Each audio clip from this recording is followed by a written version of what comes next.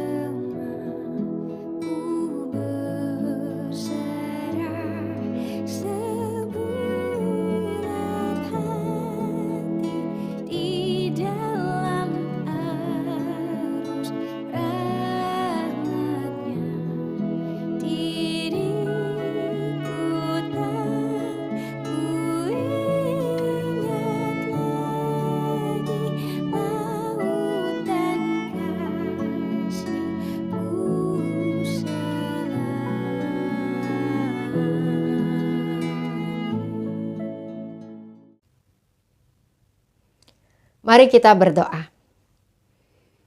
Tuhan yang Maha Kasih, kami menyambut hari yang baru pada saat ini dan menyiapkan diri untuk menjalankan kegiatan dan aktivitas kami dari pagi sampai malam nanti. Dan biarlah kiranya saat ini kami bersama membawa diri kami di hadapan Engkau untuk menaikkan lagu-lagu kami, mendengarkan firman, serta juga memanjatkan doa-doa kami. Kami menyiapkan diri kami untuk membuka Alkitab, dan biarlah kami juga membuka hati kami untuk firman Tuhan, sehingga firman-Mu tertanam di dalam hati kami. Bersabdalah Tuhan, dalam nama Tuhan Yesus kami berdoa. Amin. Pembacaan firman Tuhan terambil dari dalam Roma pasalnya yang kedua. Roma pasalnya yang kedua, ayatnya yang ke-12 sampai ayatnya yang ke-16. Sebab semua orang yang berdosa tanpa hukum Taurat akan binasa tanpa hukum Taurat. Semua orang yang berdosa di bawah hukum Taurat akan dihakimi berdasarkan hukum Taurat. Sebab bukanlah orang yang mendengar hukum Taurat yang benar di hadapan Allah, tetapi orang yang melakukan hukum Tauratlah yang akan dibenarkan. Sebab apabila bangsa-bangsa lain yang tidak memiliki hukum Taurat oleh dorongan diri sendiri melakukan apa yang dituntut hukum Taurat, maka mereka menjadi hukum Taurat bagi diri mereka sendiri, walaupun mereka tidak memiliki hukum Taurat. Dengan itu, mereka menunjukkan bahwa isi hukum Taurat ada tertulis di dalam hati mereka, dan hati nurani mereka turut bersaksi, dan pikiran mereka saling menuduh atau saling membela. Hal itu akan tampak pada hari bila mana Allah melalui Kristus Yesus akan menghakimi segala sesuatu yang tersembunyi dalam hati manusia, sesuai dengan Injil yang kuberitakan. Demikianlah pembacaan firman Tuhan yang akan kita renungkan di pagi hari ini. Ibu bapak saudara-saudari, pernahkah ibu bapak saudara-saudari merasa mengetahui satu pesan atau isi dari sebuah ayat di dalam Alkitab, tapi lupa ayat atau pasal berapa? Atau bahkan Anda lupa kitabnya kitab apa? Tapi Anda merasa tahu atau bahkan hafal dengan bunyinya. Atau mungkin Anda bahkan tidak tahu bunyinya secara persis, tidak tahu ayat berapa, pasal berapa, atau kitab apa. Tapi Anda mengingat bahwa ada petunjuk atau juga perintah atau firman Tuhan yang ada di dalam Alkitab. Nah, hal itu menurut saya sebuah hal yang wajar. Kita manusia bisa melupakan banyak hal, termasuk juga lupa dengan nama kitab, nomor pasal, nomor ayat, atau bahkan bunyi secara persis firman Tuhan dari dalam Alkitab. Nah, namun melupakan hal-hal itu bukan berarti kemudian kita lupa dengan firman Tuhan, bukan? Bahwa kita bisa lupa di mana kitabnya, apakah di dalam Amsal, ataukah di dalam Wahyu, apakah di dalam Injil Matius, atau di dalam kitab Imamat dan sebagainya. Kita mungkin bisa lupa, tetapi kita mengetahui bahwa ada petunjuk, ada bimbingan firman Tuhan, ada pedoman yang kemudian kita lakukan atau kita laksanakan di dalam kehidupan kita sehari-hari. Hal yang wajar kita bisa melupakan secara persis ayat-ayat Alkitab, walaupun tentu akan menjadi baik jika kita hafal kitab, pasal, ayat, dan bunyinya secara persis. Namun pada kenyataannya kita manusia yang bisa lupa. Atau mungkin juga ada orang-orang yang bahkan sebaliknya, yaitu orang-orang yang sangat menghafal. Pernahkah atau apakah Anda tipe orang yang seperti itu, sangat menghafal isi Alkitab?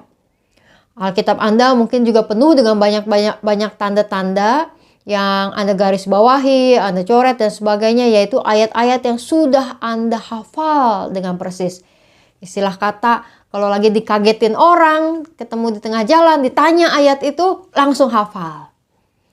Apakah Anda seperti itu? Atau Anda punya teman atau kenalan yang seperti itu, rasanya isi Alkitab itu semuanya ada di kepalanya, dihafal.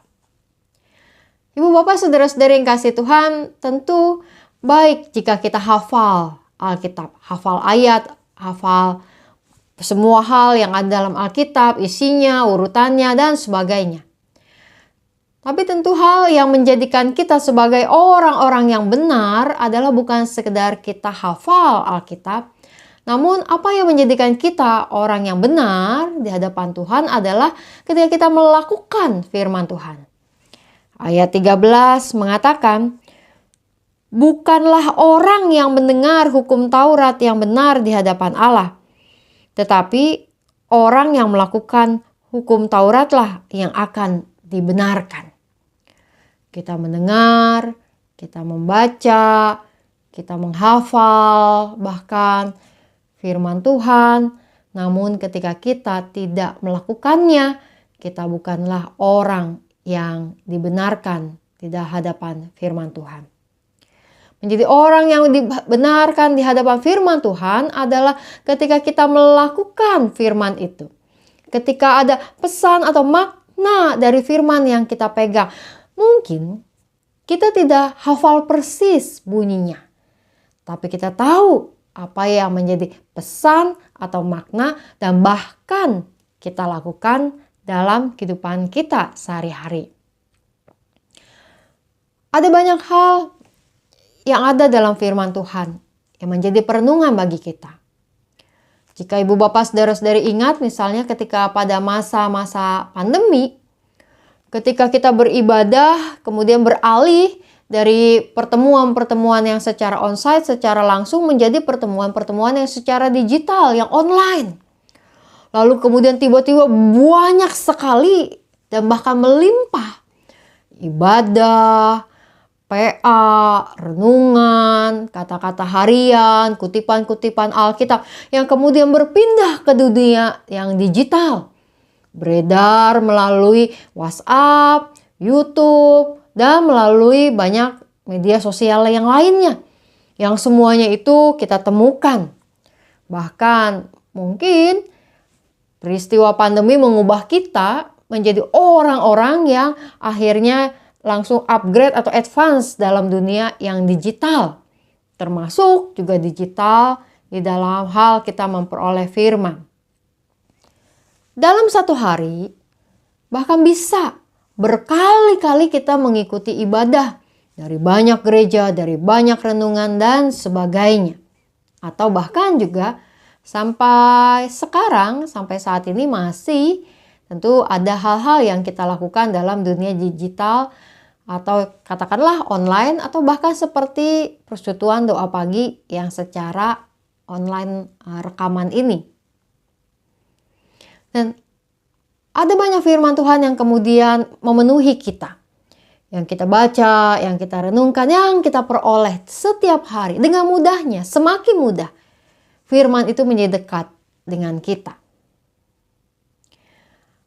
Namun juga tentu yang menjadi hal yang perlu kita renungkan dan fokuskan adalah bukan hanya soal apa yang masuk ke dalam diri kita dari yang kita dengar, kita baca, atau bahkan kita hafal.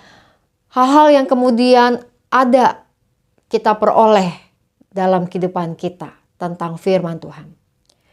Menjadi hal yang penting, menjadi hal yang kita fokuskan dalam hidup kita adalah berapa banyak yang firman yang kita keluarkan dalam hidup kita. Kita keluarkan bukan berarti kita lupakan, begitu ya. Tapi kita keluarkan dalam arti itu keluar melalui perkataan kita dan juga keluar melalui perbuatan kita. Dan semakin banyak firman yang masuk kepada kita, maka juga perlu semakin banyak firman yang kita keluarkan. Melalui perkataan, melalui perbuatan kita keluarkan. Kita perlihatkan, kita wujudkan di hadapan orang-orang lain, di hadapan Tuhan. Sehingga firman itu bukan hanya tentang apa yang kita konsumsi. Tetapi firman itu menjadi seperti hal-hal yang membuat kita kemudian bertumbuh. Alkitab seringkali mengumpamakan bahwa firman itu seperti benih. Maka masuk ke dalam diri kita, lalu kemudian kita membuahkannya. Menumbuhkan dan membuahkannya dalam kehidupan kita. Membiarkan firman Tuhan itu tertulis dalam hati kita. Tertulis di dalam hati. Lalu kemudian terwujud untuk dibaca, terbaca oleh orang-orang lain dalam kehidupan kita. Sehingga dengan hati yang teguh kita melakukan dan mewujudkan firman Tuhan. Dan disitulah hidup kita menjadi hidup yang dibenarkan. Ayat-ayat Alkitab kita dari dalam Roma berbicara tentang apa yang Paulus sampaikan mengenai hukum Taurat. Yang dimaksud tentu adalah hukum Taurat yang dikenal Paulus pada waktu itu, yaitu berbagai aturan-aturan yang kemudian ada di dalam Perjanjian Lama yang kita juga pelajari, kita pegang, kita lakukan. Tapi juga hukum Taurat berbicara tentang berbagai aturan-aturan dalam iman, petunjuk-petunjuk dalam iman, pedoman-pedoman firman yang ada dan kita temui dalam Perjanjian Lama dan juga dalam Perjanjian Baru menjadi pegangan iman buat kita. Dan ada banyak firman dengan segala kemudahannya yang bisa kita peroleh. Kita renungkan melalui berbagai media sosial, di YouTube, di WhatsApp, melalui kiriman-kiriman, dan melalui berbagai hal. Firman itu bisa kita peroleh. Yang menjadi perenungan buat kita, menjadi panggilan buat kita adalah kemudian seberapa banyak firman yang sudah kita wujudkan, kita terapkan, kita keluarkan melalui perkataan dan perbuatan hidup kita. Karena tidak mungkin hidup seseorang tuh hanya dipenuhi oleh firman Tuhan. Firman Tuhan tuh masuk, tetapi ternyata tidak terwujud atau tidak keluar dari dalam dirinya. Jika demikian, maka menjadi sia-sia apa yang kita dengar, apa yang kita baca dan bahkan kita hafal. Kita sia-sia, percuma mendengar, membaca atau bahkan menghafal ayat-ayat tentang pengampunan. Tapi kita sendiri tidak mewujudkannya. Tentu sia-sia dan percuma bahwa kita mendengar, membaca, menghafal ayat-ayat tentang mengasihi. Tetapi kita kemudian menjadi orang-orang yang membenci sesama kita. Karenanya, mari biarkan kita menjadi orang-orang yang memperoleh banyak hal. Firman itu masuk ke dalam diri kita. Dan menjadi orang-orang yang kemudian mengeluarkan firman melalui perkataan dan perbuatan kita.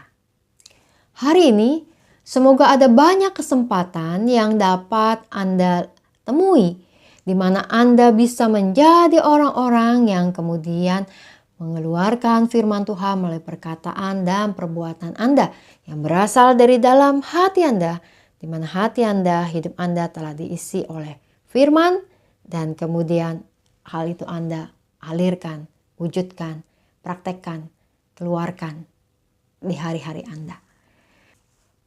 Mari kita kembali bernyanyi.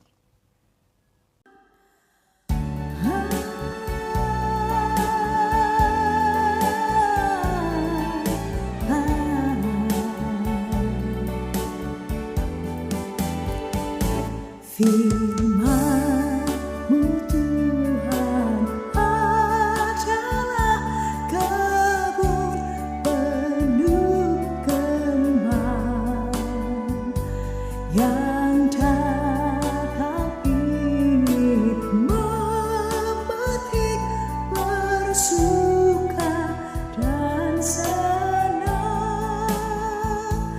Firman-Mu nambah yang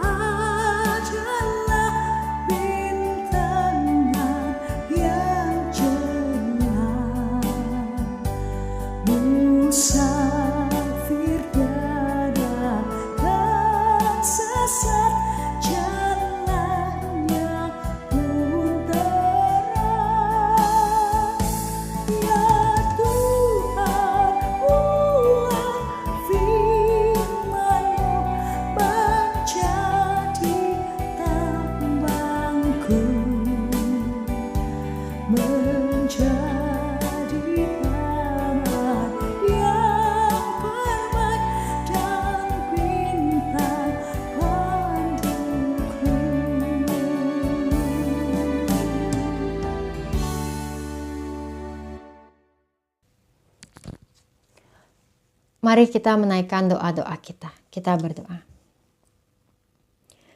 Tuhan yang Maha Kasih, kami datang ke hadapan hadirat-Mu. Biarlah kami menjadi umat-Mu yang terus merenungkan firman Tuhan dan bahkan melakukannya dalam kehidupan kami.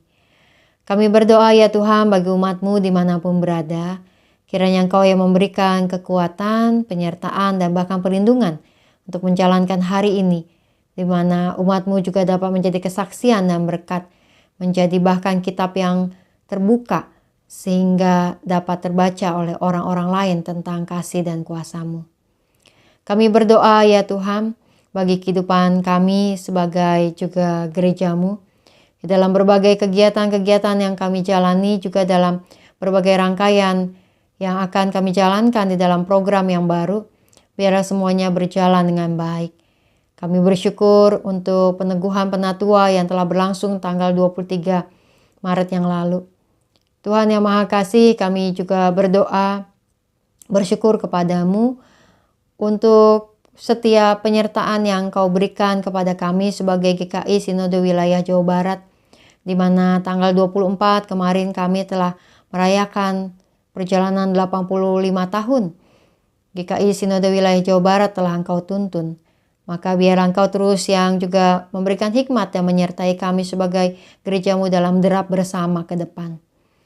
Kami berdoa juga ya Tuhan untuk kehidupan bangsa dan negara kami.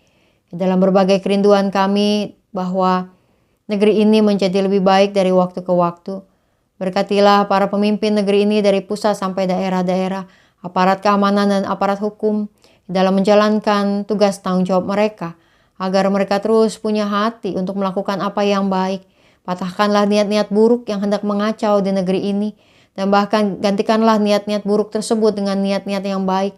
Sehingga semakin banyak orang baik di negeri ini yang berani untuk menyatakan apa yang benar dan bahkan memperjuangkannya. Kami berdoa juga ya Tuhan untuk umat-Mu yang sedang berada dalam perawatan atau pemulihan. Kami mendoakan untuk Pak Haryanto, Bu Lili, Pak Edi Wiganda, Pak Andris Theodorus, Pak Hartono, Bu Maria Liliani, Saudara Abe, Bapak Beni, Ibu Sugianti, Mama dari Bu Yanti, Ibu Yanitan, Ibu Sri Juliani, Saudara Adrianus, Bapak Adi Kuswanto, Popo Aira Niwati, Bapak Odi, Saudara Maria Andriani, Ibu Nur Cahyani. Dalam semua pemulihan mereka dari waktu ke waktu, biarlah Tuhan Kau yang juga menyertai. Agar ada kekuatan dan juga kesegaran yang mereka miliki dalam hari-hari mereka. Kami berdoa juga ya Tuhan untuk umat-Mu yang mencari pekerjaan, serta mereka yang juga meningkatkan usaha mereka. Juga bagi mereka yang memiliki berbagai pergumulan di tengah-tengah hidup bersama keluarga. Biarlah jamaah-Mu ada dan terus menguatkan bahkan memberikan jalan keluar. Kami membawa doa-doa kami kepadamu Tuhan. Kami percaya bahwa Engkau mendengar setiap doa dan menjawabnya. Dalam nama Tuhan kami Yesus Kristus kami berdoa. Amin.